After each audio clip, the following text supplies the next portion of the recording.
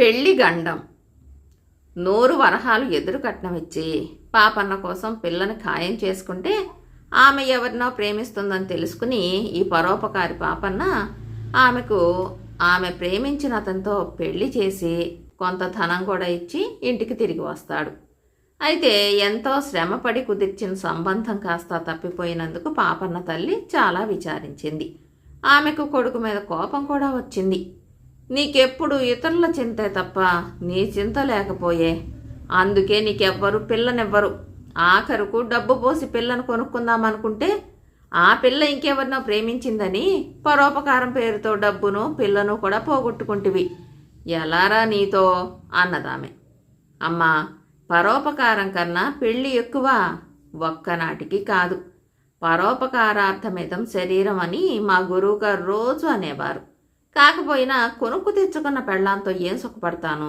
నాకు తగిన దాన్ని నేను ఏదో విధంగా పెళ్లాడతాను, నువ్వు విచారపడకు అని తల్లికి చెప్పి పరోపకారి పాపన్న దేశాటనకు బయలుదేరాడు. ఒక్కొక్క గ్రామమే తిరిగి తనకు తగిన కన్య ఎక్కడ దొరికితే అక్కడే పెళ్ళాడేయాలని పాపన్న ఉద్దేశం. రోజల్లా ప్రయాణం చేసి పొద్దువాలే సమయానికి పాపన్న ఒక గ్రామం చేరాడు. అక్కడ ఆనాడు సంత జరిగింది. సంతలో సరుకు కొని పెద్ద మూట కట్టుకుని మోయలేక మోస్తూ ఇంటికి పోతున్న ఒక ముసలాయన పాపన్నకు తటస్థపడ్డాడు. ఆ మూట ఇలా ఇవ్వండి, మీ ఇంటి దాకా పట్టుకొచ్చి పెడతాను అని పాపన్న ముసలాయనతో అన్నాడు. ముసలాయన అది మూట చాలా బరువుగా ఉండటం చేత ఎంతో సంతోషంగా పాపన్నను మోయనిచ్చాడు. ఇద్దరు ముసలాయన ఇంటికి చేరేసరికి పొద్దు వాలిపోయింది. ఇక నేను వెళ్ళి వస్తాను, సెలవు ఇప్పించండి, పైకి గ్రామం ఎంత దూరంలో ఉందో ఏమిటో అన్నాడు పాపన్న. తొందర పని ఏమీ లేకపోతే ఈ పూటకు మా ఇంట ఉండి తెల్లవారిన తర్వాత వెళ్ళవచ్చునే, చాలా పొద్దుపోయింది అన్నాడు ముసలాయన. పాపన్న ఇందుకు సమ్మతించి ఆ రాత్రి అక్కడే భోజనం చేసి బయట అరుగు పైన పడుకుని వెంటనే నిద్రపోయాడు. ఈ ముసలాయన ఇంట ఒక విధవ కోడలు, పెళ్లి కాని మనమరాలు ఉన్నారు. మనమరాలు 16 ఏళ్లది, పేరు మీనాక్షి. ఆ పిల్లకు పెళ్లి కాకపోవటానికి కారణం ఉంది. ఆమె జాతకం చూసిన జ్యోతిష్కులు ఆమెకు వితంతువయ్యే యోగం ఉందని, ఆమెను పెళ్లి చేసుకున్నవాడు తప్పక చనిపోతాడని చెప్పారు. ఈ సంగతి చుట్టుపక్కల వాళ్ళకు కూడా తెలిసిపోయింది. అందుచేత మీనాక్షి అందమైన పెళ్లి అయినప్పటికీ ఆమెను చేసుకోవడానికి ఎవ్వరూ సాహసించలేదు. అదిగాక ముసలాయనకు కూడా జాతకాలలో పూర్తి నమ్మకం ఉండటం చేత ఆ పిల్ల కోసం ఎక్కడా సంబంధాలు వెతకలేదు. పిల్ల పెళ్లి భారమంతా దైవం మీద వేసేసి ఆయన చేతులు కట్టు కూర్చున్నాడు. ఇలాంటి పరిస్థితిలో గోరు చుట్టుపై రోకటి పోటన్నట్టుగా రాజుగారు ఒక శాసనం చేశారు. 16 ఏళ్లు నిండి పెళ్లి కాకుండా కన్యలను ఉంచరాదు. అలాంటి కన్యలు ఎక్కడైనా ఉంటే గ్రామాధికారులు వారిని తమకిష్టమైన ఎవరికో ఒకరికి ఇచ్చి బలాత్కారంగా పెళ్లి చేసేయవచ్చు. సరిగా ఈ రోజునే మీనాక్షికి 16 ఏళ్లు నిండాయి. రేపు గ్రామాధికారి వచ్చేసరికి ఆమెకు పెళ్ళి అయి ఉండకపోతే ఆమెను దారిపోయే ఏ దానయ్యకో ఇచ్చి ముడిపెట్టేస్తారు. కాటికి కాళ్ళు చాచుకుని కూర్చున్న ఏ ముసలాడైనా ఆమెను పెళ్ళాడటానికి సాహసించవచ్చు. అరుగు మీద పాపన్న నిశ్చింతగా నిద్రపోతూ ఉంటే ఇంట్లో ఉండే ముగ్గురు ఈ విషమ సమస్య గురించి తలలు పగలగొట్టుకుని చాలాసేపు నిద్రపోలేదు. తల్లి కూతుళ్ళు కంటికి మంటికి ఏకధారగా ఏడ్చారు. ముసలాయన వారిని సముదాయించలేక తాను కూడా కంటతడి పెట్టుకున్నాడు. చాలా పొద్దుపోయి వాళ్ళు పడుకున్నాక మీనాక్షి మెల్లిగా లేచి బయటికి వెళ్ళింది. బావిలో పడి ఆత్మహత్య చేసుకుంటే పీడ విరగడైపోతుందని ఆమె అనుకుంది. మీనాక్షి లేచి వెళ్ళటం తల్లి గమనించి వెనకాలే వెళ్ళి బావిలో పడబోతున్న కూతుర్ని పట్టుకుని, తోడు లేకుండా ఒక్కతివే బావిలో ఎందుకు పడతావు తల్లి, పడితే ఇద్దరము పడదాం అని గొల్లుమంది.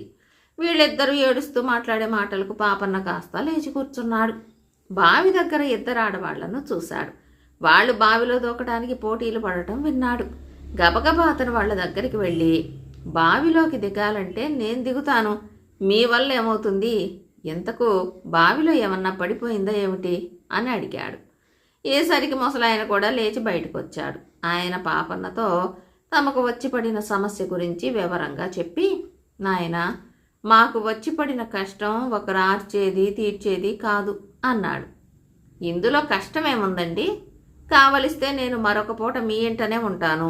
రేపు గ్రామాధికారి రాగానే పిల్లకు పెళ్ళయిందని చెప్పండి. పిల్ల మొగుడెక్కడని అడిగితే నన్ను చూపండి. ఆ తర్వాత రాజుగారి శాసనం బెడద తప్పుతుంది. నా దారిన నేను వెళ్ళిపోతాను అన్నాడు పాపన్న. పెళ్ళి అయిపోయిందని అబద్ధమాడితే గ్రామాధికారి నమ్ముతాడా నాయనా? పురోహితుడి సాక్ష్యం కావాలి. నలుగురు పెళ్లి జరిగిందని అనాలి అన్నాడు ముసలాయన.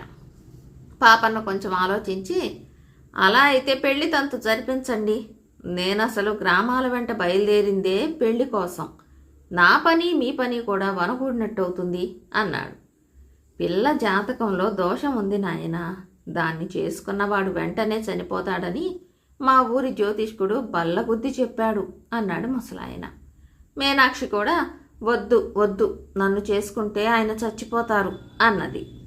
పరోపకారం చేసే అవకాశమే దొరకాలి గాని నేను చావటానికి భయపడేవాణ్ణి కాను. పరోపకారం కోసం ప్రాణాలు అర్పించిన వాడు మరింత పుణ్యం సంపాదించుకుంటాడని మా గురువుగారు 1కి 2 సార్లు చెప్పేవాళ్ళు అన్నాడు పాపన్న. గండం సంగతి తెలిసి కూడా చేసుకుంటానని పాపన్న అంటున్నాడు గనక ముసలాయన క్షణంలో పురోహితుణ్ణి, గ్రామాధికారిని, ఇరుగు పొరుగు వాళ్లను పోగు చేసి పాపన్న చేత మీనాక్షి మెడలో తాళి కట్టించాడు. ఈ పురోహితుడే మీనాక్షి జాతకం చూసిన జ్యోతిష్కుడు. పెళ్ళైన కొద్దిసేపటిలో పాపన్న చావకపోతే ఊళ్ళో తన మాటకు చిల్లిగవ్వ విలువ ఉండదనుకుని ఆ పురోహితుడు నీళ్లలో ఏదో మందు కలిపి పాపన్న చేత తాగించాడు. అది తాగిన కొద్దిసేపటికే పాపన్న స్పృహ తప్పి పడిపోయాడు. పెళ్లికి వచ్చిన ఆడవాళ్లు గొల్లుమన్నారు.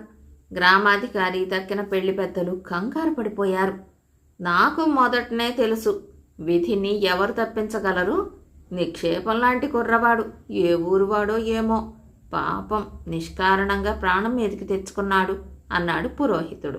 పాపన్న నిజంగా చచ్చాడో లేదో చూడాలని ఎవ్వరూ ప్రయత్నించలేదు.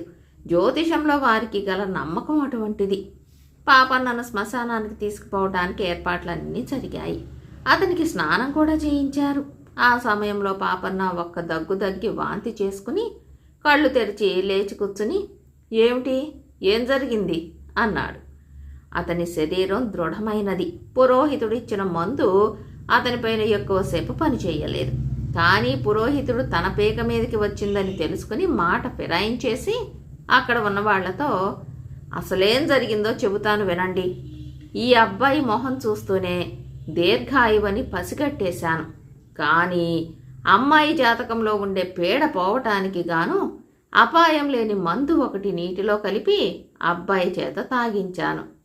ఈ సంగతి ముందుగా మీకెందుకు చెప్పలేదంటారేమో. అతను నిజంగా చనిపోయాడనుకుని మీరంతా ఒక శోకం పెడితే తప్ప దుష్టగ్రహ వీక్షణ దోషం సమసిపోదు. అబ్బాయి ఎప్పుడు లేస్తాడా అని ఇందాకటి నుంచి చూస్తూనే ఉన్నాను. లేవనే లేచాడు. ఇక ఇతని ఆయుర్దాయానికి ఎలాంటి ప్రమాదమూ లేదు అన్నాడు. ఈ మాటలు అందరూ నమ్మారు. పాపన్న తన భార్యతో అత్తవారింట కొన్ని రోజులు గడిపి ఆమెతో సహా ఇంటికి తిరిగి వచ్చాడు. ఒక్క కాని ఖర్చు లేకుండా పాపన్న చక్కని చుక్కను భారీగా తెచ్చుకున్నందుకు అతని తల్లి సంతోషించింది. తనకు ఆపదలో అడ్డుపడటం కోసం తన ప్రాణాన్ని కూడా ఇవ్వటానికి సిద్ధపడ్డాడని మీనాక్షి పాపన్నను దేవుడి కంటే ఎక్కువగా చూసుకుంటూ అతనితో సుఖంగా కాపురం చేస్తోంది. అలా రోజులు గడుస్తూ ఉన్నాయి. అయితే ఒకనాడు పాపన్న ఏదో పని మీద వీధి వెంబడిపోతూ ఉండగా ఒక ఇంటి ముందు నిలబడి ఉన్న ఒక చిన్న పిల్ల, అయ్యా, ఒక చిన్న సహాయం చేస్తారా అని అడిగింది. తప్పకుండా చేస్తానమ్మా, ఏం కావాలి అని పాపన్న ఆ పిల్లను అడిగాడు. అరుగు మీద ఆ పిల్ల తల్లి పడుకుని ఉంది. ఆమెకు జ్వరం, కాళ్ళు నిస్సత్తువుగా ఉండటం చేత లేచి లోపలికి వెళ్ళలేని స్థితిలో ఉంది. ఎవరైనా సహాయం పట్టి ఆమెను లోపలికి చేర్చాలి. పాపన్న జబ్బు మనిషిని మెల్లిగా లేవదీసి లోపలికి తీసుకుపోయి పక్క మీద పడుకోబెట్టి, జబ్బుకు మందు తీసుకుంటున్నారా అని అడిగాడు. లేదు నాయనా, మా బోటి వాళ్ళం మందులు మాకులు ఎక్కడ కొనగలం? మందు లేకుండానే జబ్బు దానంతట అద్దాయి కావాల్సిందే అన్నది జబ్బు మనిషి. మీ నాన్నగారేరమ్మా అని పాపన్న ఆ పిల్లని అడిగాడు. మా నాన్న బస్తీలో ఉంటాడు, వారానికి ఒకసారి వస్తాడు అన్నది పిల్ల. జబ్బుకు మందు లేకపోతే ఎలాగా అంటూ పాపన్న అక్కడి నుంచి వైద్యుడింటికి బయలుదేరి వెళ్ళాడు.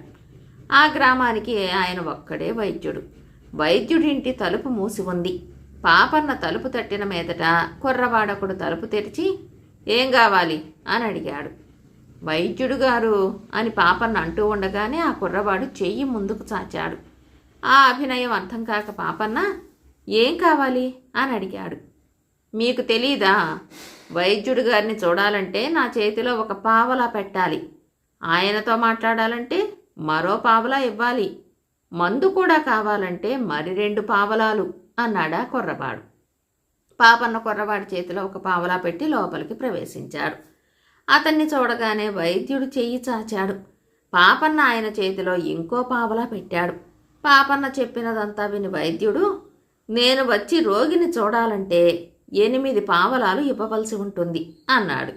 వైద్యుడికి 2 రూపాయలు ఇచ్చి పాపన్న ఆయనను వెంటబెట్టుకుని జబ్బు మనిషి దగ్గరికి తీసుకువచ్చాడు.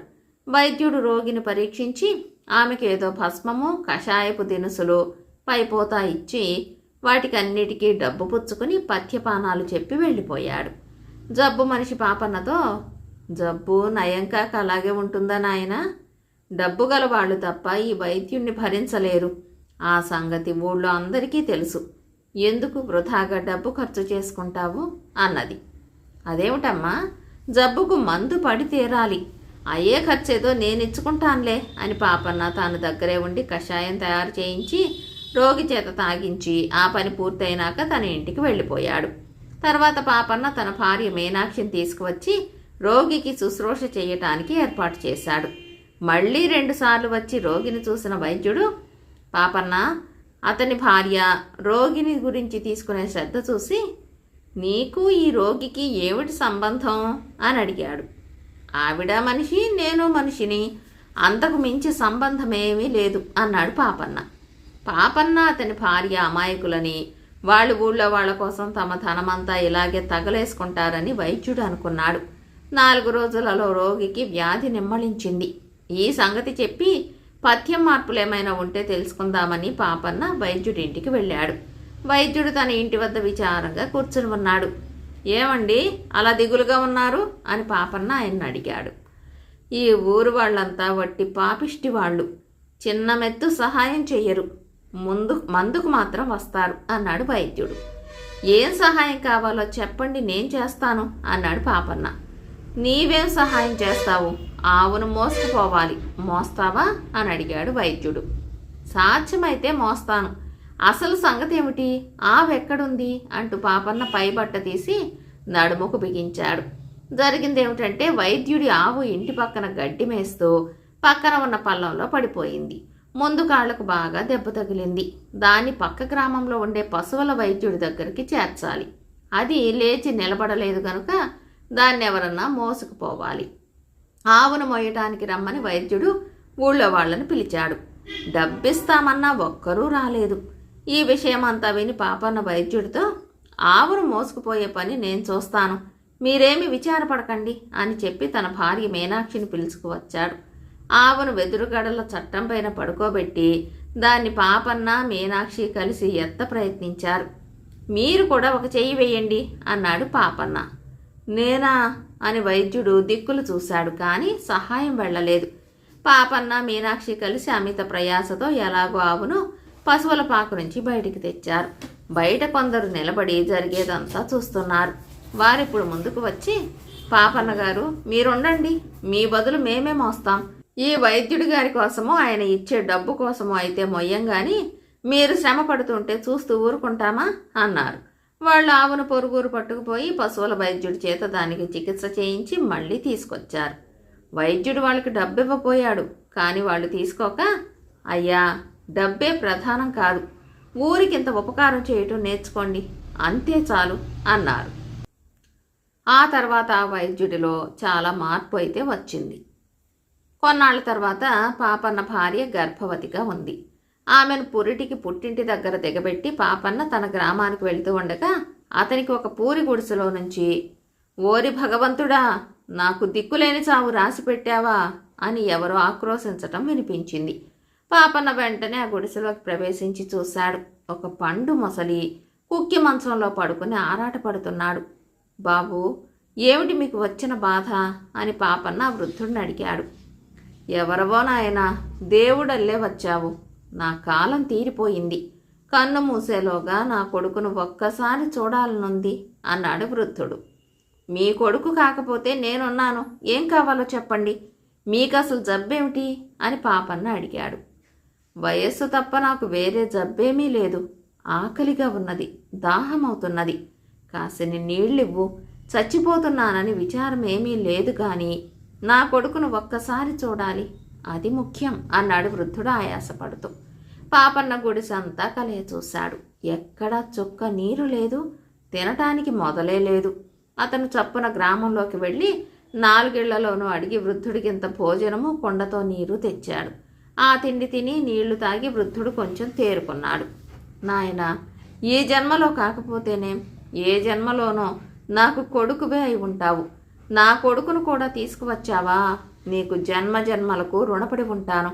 నా కొడుకు ఫలానా గ్రామంలో ఉన్నాడు, వాడి పేరు గౌతముడు.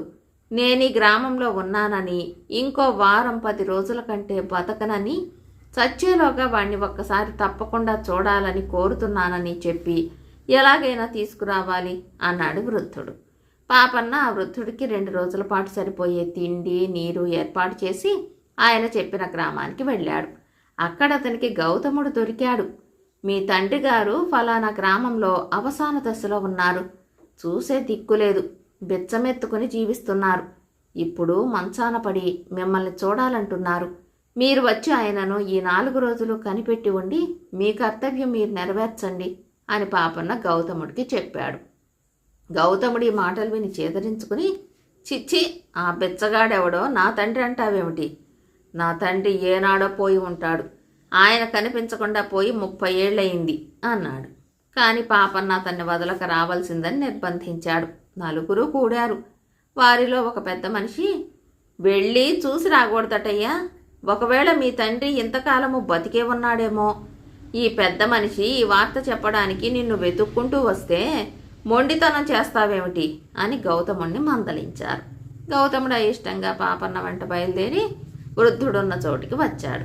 కుక్కి మంచంలో పడి ఉన్న ఆ ముసలి తొక్కును, ఆ పూరి గుడిసెను చూసి గౌతముడు చాలా అవమానం చెంది, ఈ ముసలివాడా నా తండ్రి, నన్ను నలుగురిలో అవమానం చేయటానికి గాను నేను రాను మొర్రు అన్న వెంట లాక్కొచ్చావు అని వెనక్కు తిరిగాడు.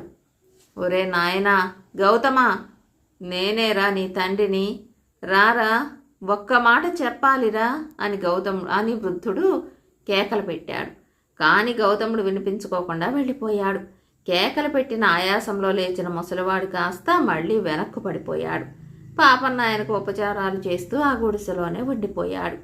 ఆ సమయంలో వృద్ధుడు పాపన్నకు తన కథ అంతా చెప్పాడు. ఇప్పుడు నా కొడుకున్న గ్రామంలోనే నేను ఒకప్పుడు గౌరవంగా బతికిన వాణ్ణి. గౌతముడు నాకొక్కడే కొడుకు, అందుచేత వాణ్ణి ఎంతో గారాభంగా పెంచి పెద్ద చేసి పెళ్లి చేశాను. భార్య కాపరానికి రాగానే వాళ్లకు నేనంటే కంటకమయ్యింది.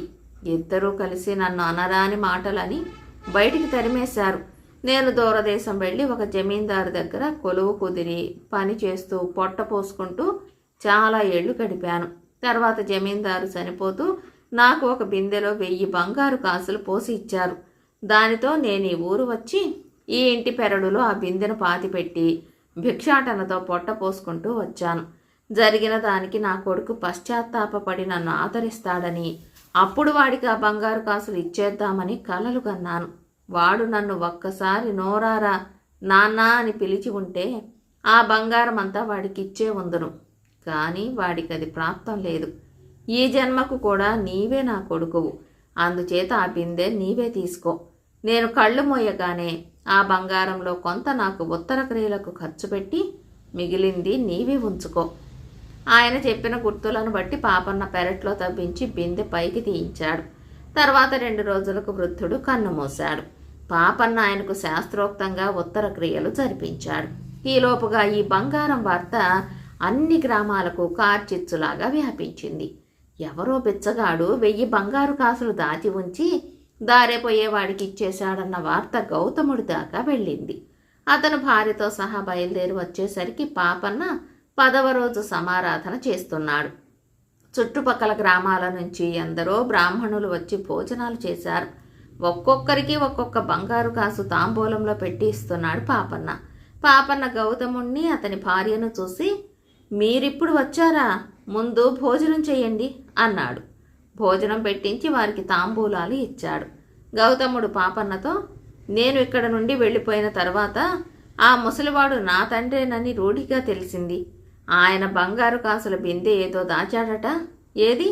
కొడుకును గనుక అది నాకు చెందవలసి ఉంటుంది అన్నాడు. మీకిద్దరికీ తాంబూలాలలో బంగారు కాసులున్నాయేమో చూసుకోండి. ఇదిగో ఆ బిందె అంటూ పాపన్న ఖాళీ బిందె తెచ్చి గౌతముడి ఎదుట పెట్టాడు. పాపన్న చేయించిన సమారాధన గురించి, భోజనాలు చేసిన వారందరికీ తాంబూలాలతో ఒక్కొక్క బంగారు కాసు దక్షిణ ఇవ్వటం గురించి 10 మంది ఘనంగా చెప్పుకుంటున్న మాటలు విని తన తండ్రి దాచి ఉంచిన బంగారు కాసులన్నీ ఏమయ్యాయో, బిందె ఎందుకు ఖాళీ అయిందో గౌతముడు అర్థం చేసుకున్నాడు. అక్కడ జరపవలసిన తంతులన్నీ ముగిశాక ఇంటికి బయలుదేరి వెళ్ళాడు పాపన్న. అలా మరొకసారి పొరుగురులో తన బంధువులు ఏంటే ఏదో అక్కరైతే వెళ్ళి పొద్దుపోయి తిరిగి వస్తూ ఉండగా దారిలో ఒక గ్రామంలో అగ్ని ప్రమాదం అతని కంటపడింది. ఆ ఊరి గ్రామాధికారి ఇల్లు అంటుకున్నది. 10 మంది హడావిడిగా కేకలేస్తూ అటు ఇటు పరిగెత్తుతున్నారు. మనుషులు అంచెల మీద కడవలతో నీళ్లు తెచ్చిపోస్తూ నిప్పు ఆర్పయత్నిస్తున్నారు. మరికొందరు కాలుతున్న ఇంటి నుంచి దొరికినన్ని సామాన్లు లాగి బయటికి చేరవేస్తున్నారు. ఇంటి వెనక భాగంలో వంట ఆవిడ నిలబడి, అయ్యో బిడ్డ, వంట ఇంట్లో చిక్కుకుపోయాడు, ఎవరైనా రెండర్రా, వాణ్ణి బయటికి తీసుకురండర్రా అని అరుస్తున్నది. కానీ ఆమె కేకలు ఎవ్వరూ వినిపించుకోలేదు. ఆర్తనాదం విని పాపన్నటుగా వెళ్లేసరికి కాలుతున్న ఇంటి వెనక భాగం నుంచి కుర్రవాడి ఏడుపు వినిపించింది. వెంటనే పాపన్న మంటల మధ్యగా లోపలికి జొరపడి కుర్రవాడిని ఎత్తుకుని బయటికి వచ్చేశాడు.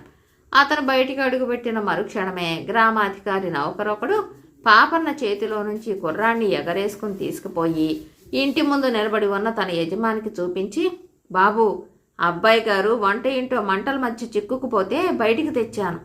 ఇంకా నయం, నేను పోయి రక్షించకపోతే బిడ్డ ఏమై ఉండునో అన్నాడు. గ్రామాధికారి తన నౌకరిపై కృతజ్ఞత పొంగి పొర్లి, నాకు పుత్రభిక్ష పెట్టావురా, నీ రుణం ఎన్ని జన్మలకు తీరదు అన్నాడు, ఏడుస్తున్న తన కొడుకును గుండె కదుముకుంటూ. ఈ లోపల పాపన్న చీకటిలో పడి అతి ప్రయాసతో తన ఇంటికి చేరుకున్నాడు. అతని బట్టలు కాలాయి, ఒళ్ళు చాలా చోట్ల కాలింది. తల్లి పాపన్నను చూసి దడుచుకుని, ఏమిట్రా ఈ కాల్పులు, ఏం జరిగింది అని అడిగింది.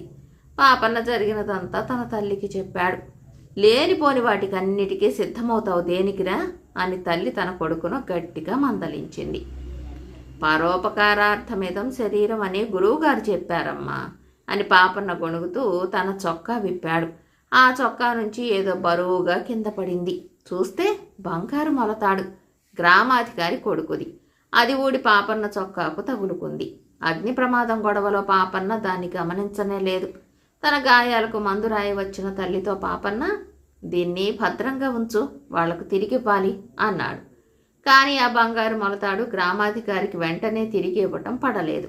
మర్నాటికి పాపన్నకు గాయాల మూలంగా జ్వరం తగిలింది. 2-3 లంకణాలు చేసిన మీదట కానీ పాపన్న కోలుకుని మామూలు మనిషి కాలేదు. చేతుల మీద, ముఖాన కాలిన మచ్చలు ఇంకా పచ్చిగానే కనిపిస్తూ ఉన్నాయి. అయినప్పటికీ పచ్చం తీసుకున్న మర్నాడే పాపన్న బంగారు మొలతాడుతో సహా గ్రామాధికారి ఇంటికి బయలుదేరి వెళ్ళాడు. కాలిపోయిన ఇల్లు తిరిగి కట్టుకుంటున్నారు. పాపన్న దగ్గర నుంచి బిడ్డను ఎత్తుకుపోయి తానే వాణ్ణి కాపాడినట్టు నటించిన నౌకరు అక్కడే ఉండి పనివాళ్లపైన అజమాయిషీ చేస్తున్నాడు. పాపన్న ఆ మనిషిని సమీపించి, ఈ ఇంటి వాళ్ళు ఎక్కడ ఉంటున్నారు అని అడిగాడు. అదిగో ఆ కనపడి పెంకుటింటో ఉంటున్నారు. రేపో ఎల్లుండో ఇల్లు పూర్తి కాగానే వస్తారు. ఎందుకు అన్నాడు పాపన్నతో నౌకరు. మరేం లేదు, ఆనాడు ఈ ఇల్లు కాలిపోయేటప్పుడు నేను ఇటుగా వచ్చాను. ఇంట్లో నుంచి ఒక బిడ్డను బయటికి తెచ్చాను. ఆ బిడ్డను ఇంటి వాళ్ళు ఆత్రంగా తీసుకుని వెళ్ళిపోయారు. ఆ సమయంలో వాడి బంగారు మొలతాడు నా చొక్కాలో చిక్కుకుంది. ఆ మొలతాడు సంగతి వాళ్ళు గమనించలేదు. ఇంటికి పోయి చొక్కా విప్పిందాకా నేను గమనించలేదు. గాయాల వల్ల సుస్థి చేసి నేను వెంటనే రాలేకపోయాను. దీన్ని ఇంటి వారికి ఇచ్చేద్దామని వచ్చాను అన్నాడు పాపన్న. ఈ మాటలు వినగానే నౌకరు గుండెలో రాయి పడింది. పాపన్న ఈ గొలుసు తీసుకుపోయి గ్రామాధికారికి ఇస్తే అతని చేతులకు, ముఖానికి ఉండే మచ్చలు చూసి తన బిడ్డను రక్షించింది నౌకరు కాదని ఈ మనిషేనని ఆయన తెలుసుకుంటాడు.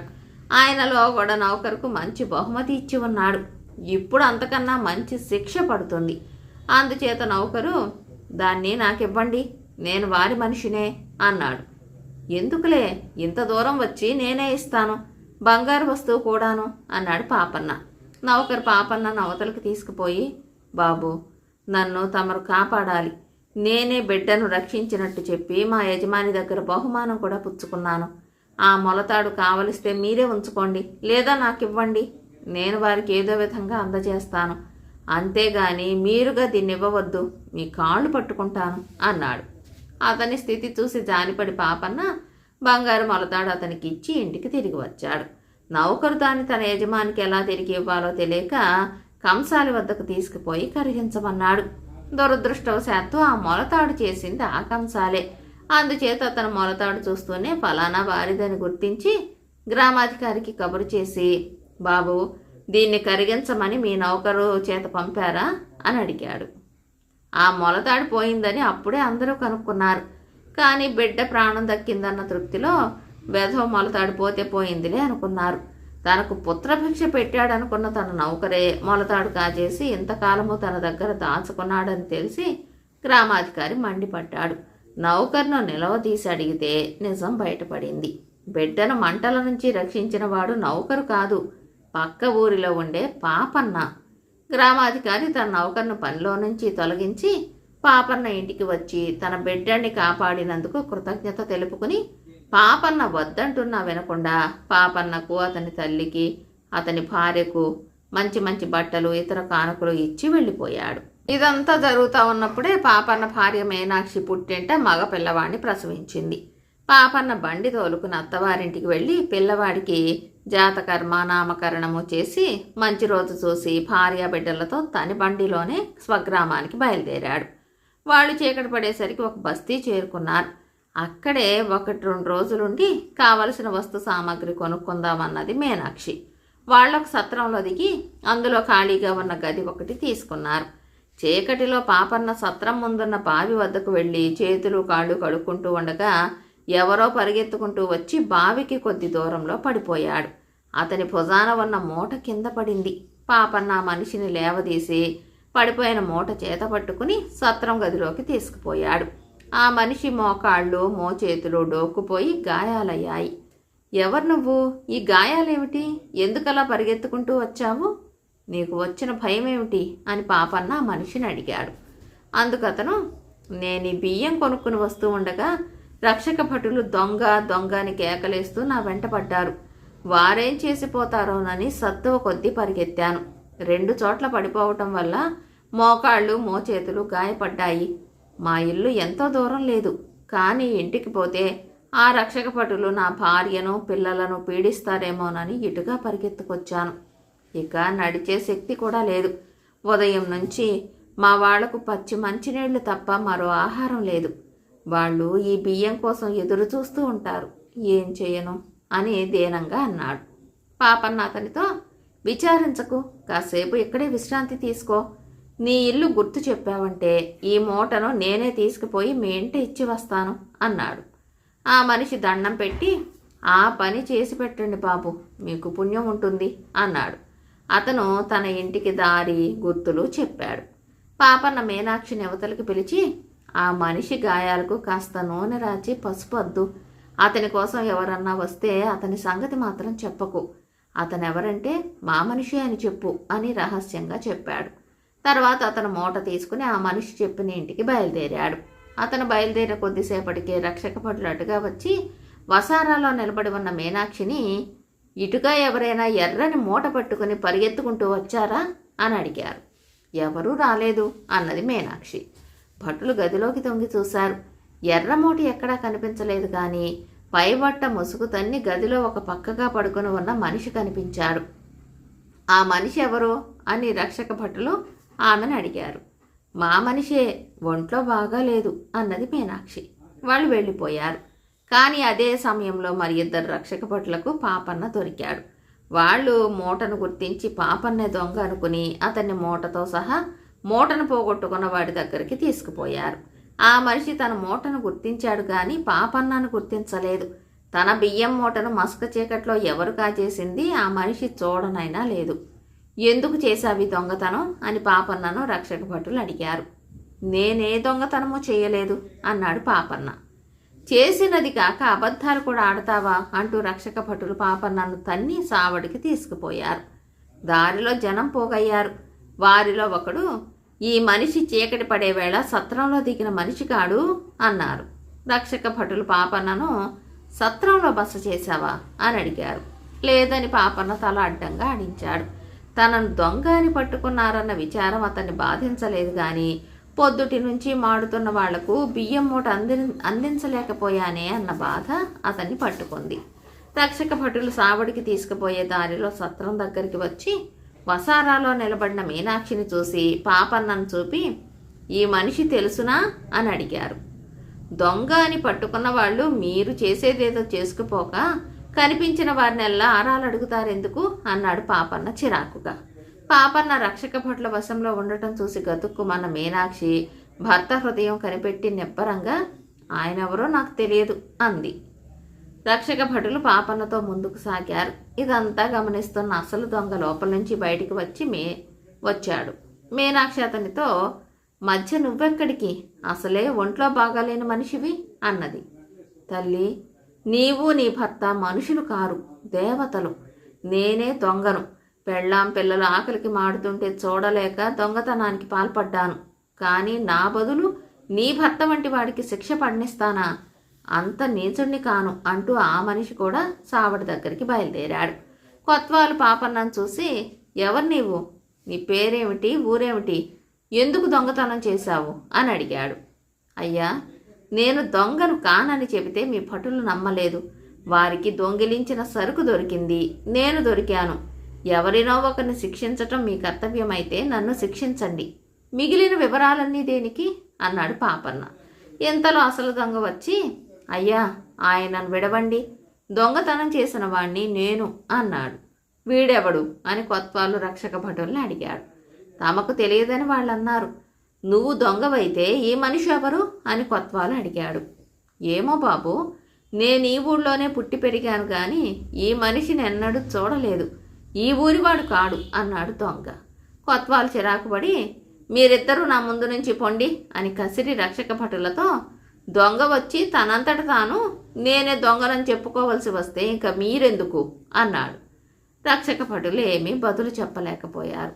పాపన్న దొంగ కూడా ఇంటికి తిరిగి వచ్చారు.